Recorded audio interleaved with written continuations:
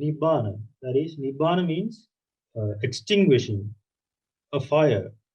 So there's an internal fire in us, that is greed, hatred, and delusion or craving. So if that fire is completely extinguished, that's called Nibbana.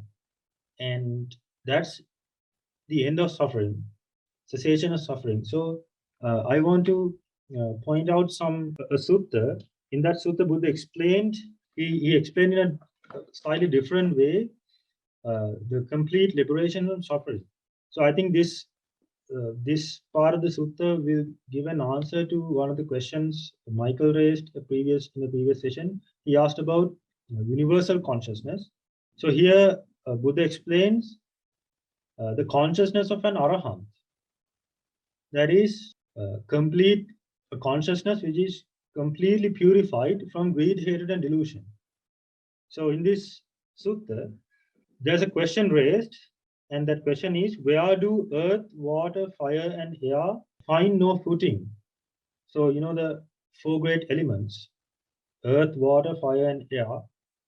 And the question is, where do you find no footing for earth, water, fire, and air? And where are long, short, small, great, fair, and foul things have no footing? And where are name and form fully destroyed? That means, in a nutshell, where is suffering fully destroyed? That's what the question is. So the answer is, Buddha says, where consciousness is signless.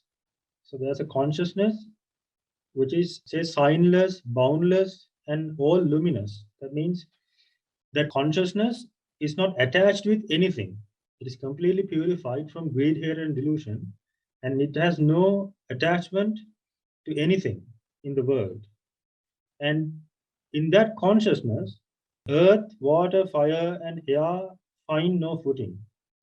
That's the complete cessation of suffering. It says, in this sutta, Buddha says, with the cessation of the consciousness, there is all suffering destroyed. That's the pure consciousness of an arahant. So when an arahant eradicates greed, hatred, and delusion, he has a consciousness. He lives in the world, but that consciousness means the mind. In a nutshell, it's mind.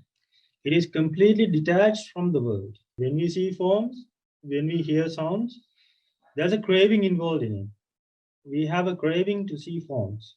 We have a craving to hear sounds and smell odors and taste and touch tangibles and think thoughts.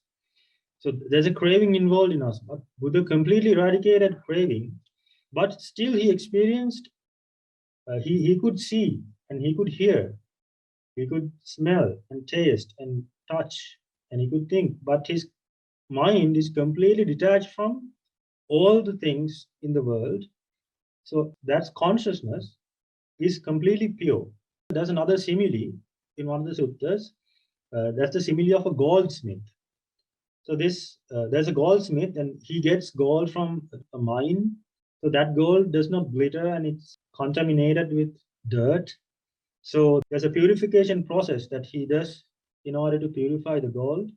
So when he takes that gold taken from the mines, and when he puts that in the process of purification, and at the end of the process, he will get the pure gold, and that would glitter, and that would be so wonderful. You can make any kind of a jewelry with that gold. So there's a purification process.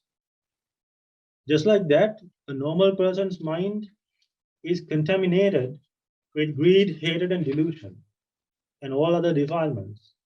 And there's a process that Buddha explained that person would be able to follow the teachings of the Buddha and completely purify the mind from all the defilements, and he will experience that pure consciousness of an arahant that is completely detached from all the things in the world, all the sufferings.